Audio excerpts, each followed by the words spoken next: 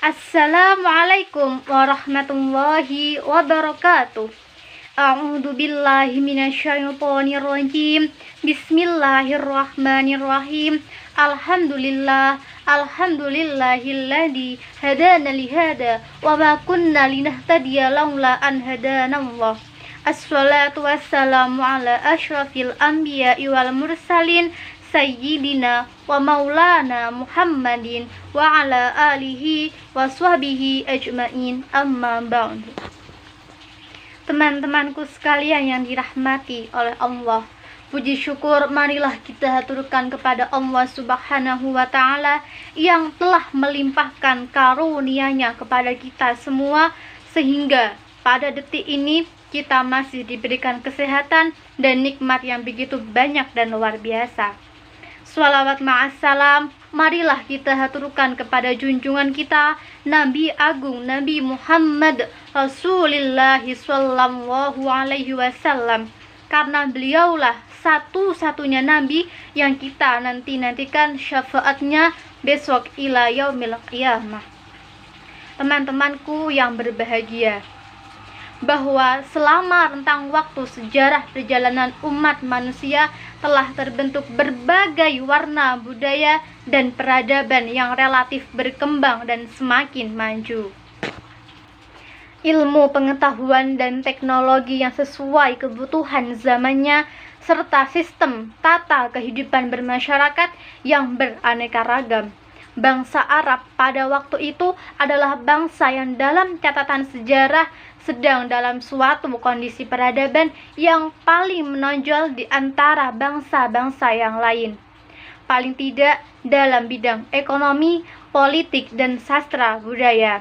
Tetapi di tengah perkembangan budaya, peradaban, ilmu pengetahuan, teknologi, serta sistem kehidupan yang ada, bangsa Arab kala itu ternyata tidak memiliki konsep tata nilai baku yang dapat mereka jadikan sebagai pedoman yang menjamin sistem kehidupan dapat berlangsung dengan baik. Indikasinya dapat terlihat dari sistem kehidupan bangsa Arab kala itu yang cenderung bersuku-suku dan kerap kali terjadi pertumpahan darah hanya karena hal yang sepele.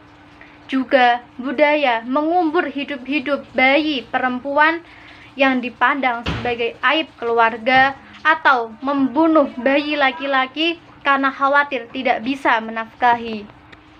Di tengah sistem peradaban yang kering akan tata nilai itulah Rasulullah SAW lahir dan mendapat tugas suci untuk mengembalikan umat manusia kepada sistem yang seharusnya. Rasulullah SAW diutus untuk menyampaikan syariat Islam yang merupakan tuntunan final bagi segenap umat manusia hingga akhir zaman, juga sekaligus untuk menyempurnakan kemuliaan akhlak. Sesuai dengan yang disabdakan beliau yang diriwayatkan oleh Imam Ahmad yang berbunyi, innama bu'istu liutammima makarimal akhlak. Artinya, aku diutus hanyalah untuk menyempurnakan kebaikan akhlak. Maka pada kesempatan yang baik ini, saya bermaksud mengangkat tema akhlak serta kekuatan pengaruh akhlak Rasulullah SAW dalam menunjang kesuksesan beliau mengemban amanat risalah. Muhammad kecil sejak kelahirannya memang telah menarik perhatian banyak orang di sekitarnya. Tidak hanya kelahirannya yang bersamaan dengan berbagai macam hal yang ajaib, tetapi juga sosok bayi Muhammad sendiri yang memiliki keistimewaan melebihi bayi-bayi pada umumnya. Kemudian proses pertumbuhan beliau menuju dewasa yang menonjol dalam hal etika dan moral membawa beliau mendapatkan gelar Al-Amin ketika beliau masih sangat muda. Itu semua menjadi daya tarik tersendiri bagi beliau. Tak terkecuali Sayyidatina Aisyah radhiyallahu anha, istri beliau selaku orang yang paling mengetahui detail bagaimana pribadi beliau. Ketika beliau ditanya, maka beliau menjawab bahwasanya kana khuluquhul Qur'an, bahwasanya akhlak Rasulullah adalah Al-Qur'an. Konsistensi beliau terhadap konsep ajaran yang disampaikannya merupakan power dakwah beliau dalam misi merubah peradaban jahiliyah menjadi peradaban Islam yang mengangkat martabat umat manusia. Komitmen moral yang terimplementasi ke dalam sikap dan perilaku sehari-hari mengantarkan menuju sistem kehidupan yang tidak saja dinikmati oleh bangsa Arab, melainkan bagi seluruh umat manusia. Bahkan beliau hadir menjadi rahmatan lil alamin. Teman-temanku yang berbahagia, selama bertahun-tahun setelah kepergian Rasulullah, dan saat ini banyak terlihat di depan mata kita berbagai macam peristiwa yang menjadi simbol kerusakan akhlak. Hal ini dipicu oleh kepentingan nafsu duniawi. Berbagai macam perilaku yang negatif hadir di tengah-tengah tatanan kehidupan bermasyarakat, berbangsa, dan bernegara. Padahal konsep tata nilai Islami itu masih utuh dan bahkan terus dikaji sampai saat ini. Maka tak ada lagi kata yang patut dikemukakan sebagai jawabnya selain kembali kepada akhlak, yakni menjadikan ajaran akhlak sebagai bagian terpenting dalam sistem kehidupan manusia. Hal itu bisa kita realisasikan dalam bentuk tindakan dan keteladanan nyata seperti yang ditunjukkan oleh Rasulullah SAW. Bahwasanya beliau tidak hanya berhenti pada kisaran teoritik saja. Orang tua misalnya menjadi contoh dan teladan bagi anak-anaknya, guru menjadi tauladan bagi murid-muridnya, pemimpin menjadi teladan bagi rakyatnya, para pejabat menjadi teladan bagi bawahannya. Keteladanan nyata akan menjadi kekuatan misi yang tak tertandingi untuk mengembalikan kepada kondisi ideal. Pepatah bijak menyatakan, lisanul hal afsahu min lisanil maqal, bahwasanya bahasa perilaku itu lebih mengena daripada bahasa ucap. Sebaliknya, komitmen lisan tanpa terrealisasi lanjutan akan menjadi angin panas yang bertiup kencang menyapu kehidupan manusia itu sendiri dan bisa mengundang kemurkaan Allah Subhanahu wa Ta'ala, seperti yang difirmankan Allah dalam surat As-Saff ayat 2 dan 3. A'udzubillahi minasyaitonirrajim. Bismillahirrahmanirrahim. Ya ayyuhalladzina amanu lima taquluna ma la taf'alun. Kabura maqtan indallahi an taqulu ma la taf'alun. Al-ayat.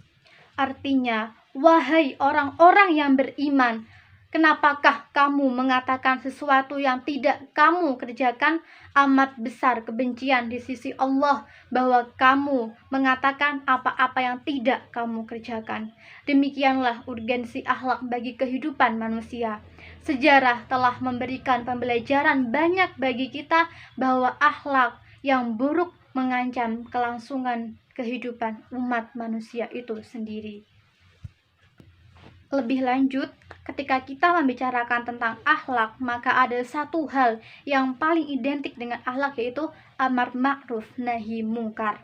Teman-temanku, dunia ini hanya berisi dua pilihan, baik dan buruk, ma'ruf dan juga mungkar. Yang baik membawa kebaikan dan yang buruk membawa keburukan. Manusia telah dibekali akal oleh Allah untuk menentukan pada pilihan mana dia akan melangkah, baik atau buruk. Hanya saja di dunia ini ada makhluk yang bernama syaitan yang tidak akan pernah membiarkan manusia dalam kebaikan. Dia akan berusaha untuk mengganggu manusia agar terjerumus pada jurang dosa.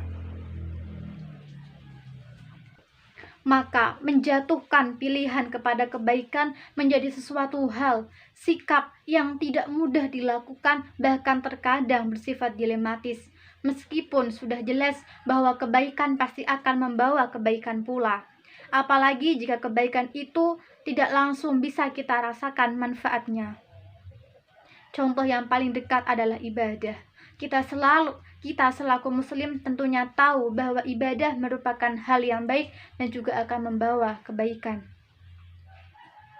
Tetapi karena manfaat ibadah itu tidak langsung bisa kita rasakan, maka betapa banyak orang muslim yang masih meragukan ibadah dan juga masih belum mau melaksanakannya. Melihat kenyataan yang demikian itu, maka dalam kehidupan ini penting untuk selalu dikumandangkan ajaran dan juga ajakan kepada kebaikan dan peringatan untuk menjauhi keburukan. Hal itulah yang disebut konsep amar ma'ruf nahi mungkar. Tujuannya adalah agar di tingkat publik selalu ada elemen yang mengingatkan tentang kebaikan dan keburukan itu. Allah Subhanahu wa Ta'ala berfirman dalam surat Ali Imran ayat 104. Bismillahirrahmanirrahim. Wal takum minkum ummatun yad'una ilal khair wa ya'muruna bil ma'rufi wa yanhauna 'anil munkar wa ulaika humul muflihun. Dan hendaklah ada di antara kamu segolongan umat yang menyeru kepada kebajikan, menyuruh kepada yang ma'ruf dan mencegah kepada yang mungkar. Merekalah orang-orang yang beruntung. Dengan dikumandangkannya secara terus-menerus ajakan kepada kebaikan dan peringatan akan hal yang buruk di tengah umat, maka umat ini akan selalu mendapatkan motivasi dan juga nasihat untuk terus melakukan kebajikan dan menjauhi segala macam keburukan. Publik tak pernah berhenti menerima arahan kepada kebaikan dan peringatan dari kemungkaran, sehingga tidak terdapat pembiaran dan lepas kendali yang mengakibatkan lenyapnya iman. Hal ini berarti bahwa sikap kepedulian amar ma'ruf nahi mungkar harus selalu dipupuk. Selaku muslim, kita harus memiliki komitmen tentang amar ma'ruf nahi mungkar agar kehidupan kita selalu diberikan keberkahan dan juga kedamaian oleh Allah Subhanahu wa Ta'ala. Sangat penting bagi kita untuk melakukan amar ma'ruf nahi mungkar, sampai-sampai Rasulullah SAW bersabda, "Demi Tuhan di mana jiwaku berada dalam genggamannya, hendaklah kalian beramar ma'ruf nahi mungkar, atau Allah menimpakan azab atasmu dari sisinya, lalu kalian berdoa memohon kepadanya, maka dia tiada lagi mengabulkannya untuk kalian." Teman-temanku sekalian yang dirahmati oleh Allah, selanjutnya mengingat bahwa amar ma'ruf nahi mungkar adalah ikhtiar membina umat manusia menuju jalan kebaikan, maka hendaklah memperhatikan langkah teknisnya agar efektif dan tidak kontraproduktif. Sebab suatu upaya positif tanpa langkah yang tepat tentu tidak efektif, bahkan mungkin menjadi bumerang. Sesuatu yang baik harus disampaikan dengan cara yang tepat agar dapat diterima secara baik oleh publik. Dan melakukan amar ma'ruf nahi mungkar bisa dilakukan dengan cara dua hal. Yang pertama yaitu adalah konsistensi dari orang yang melaksanakan amar ma'ruf nahi mungkar itu agar ajakannya efektif dan juga dipatuhi. Yang kedua yaitu adalah cara beramar ma'ruf nahi mungkar, yang dalam hal ini Ibnu Jazui menjelaskan makna hadis yang diriwayatkan oleh Imam Muslim yang sering dijadikan sebagai acuan umum di dalam beramar ma'ruf nahi mungkar, yaitu barang siapa di antara kalian melihat kemungkaran, maka hendaklah merubahnya dengan tangannya. Jika tidak mampu, maka dengan lisannya. Dan jika tidak mampu, maka dengan batinnya. Dan ini adalah reaksi iman yang paling lemah. Hadis ini memiliki arti bahwasanya pelaksanaan amar ma'ruf nahi mungkar menggunakan tangan, kaki, dan lainnya tanpa sengaja adalah boleh dilakukan oleh individu dengan syarat darurat dan menurut kebutuhan. Adapun jika memerlukan bantuan dengan senjata, maka harus seizin pemerintah yang memiliki otoritas agar tidak terjadi keributan. Demikianlah sekelumit pesan dari saya untuk kita semua. Semoga bermanfaat. Akhirul kalam, Allahul muwafiq ila aqwamil thoriq. Assalamualaikum warahmatullahi wabarakatuh.